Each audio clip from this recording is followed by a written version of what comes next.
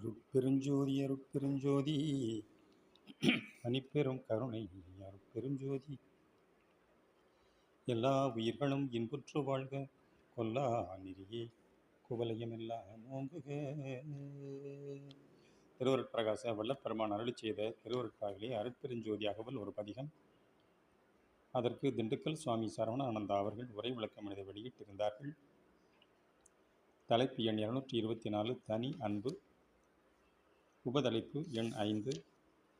அருட்பெருஞ்சோதி அகவல் வரிகள் 1457 1458.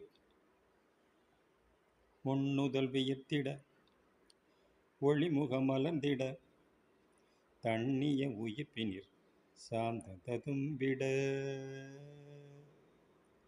உள்ளுணர்ச்சியில் அன்பின் நெகிழ்ச்சி உண்டாம்போது ஒண்ணுதல், அதாவது பிரகாசம் பொருந்திய நெற்றியில் வியர்வை துளிர்க்கின்றதாம், முகமலர்ச்சி அடைகின்றதாம். அப்போது சுவாசம் குளிர்ந்து வெளிப்படுகின்றது. உள்ளத்துணர்வில் இன்பானுபவம் விளங்குகின்றது. மனோ அமைதியார் சாந்தம் நிறைந்து முகத்தே ஒளிர்கின்றது. இவ்வளவும் அன்பு சக்தியின் செயலேயாம். இதற்கு முற்றிலும் மாறானது இதுபோன்ற உலகியலார் அனுபவம். பொறிபுலன் உணர்ச்சி வசப்படாமலும் அங்க அவயவ கிளர்ச்சி தளர்ச்சிகளாலும் அப்படி நுதல் வியர்த்தல் முக வண்ணத் தோற்றமாறல் முதலியன உண்டாதல் கூடும். ஆனால் மூச்சில் தன்மையும் முகத்தில் உண்மை சாந்தமும் உண்டாகா. ஆதலால் இவற்றால் நலம் ஒன்றும் ஏற்படாது. உள்ளொளிர் கடவுள் ஜோதியைத்தான் அன்பு வடிவமாக கண்டிருந்தனர்.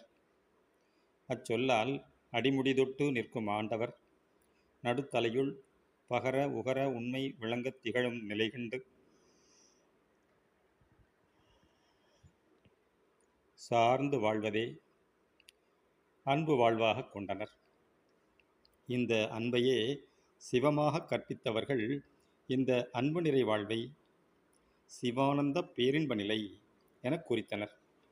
இந்த நம் அன்பும் அந்த கற்பனா சிவமும் இரண்டல்ல என்பதை அகமிருந்து காண்கின்றோம் என்று.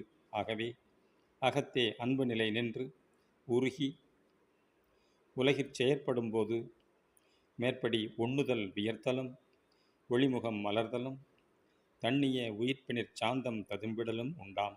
இதனால் வாழ்வே அன்பருளின்ப நிறைவு பெறும்.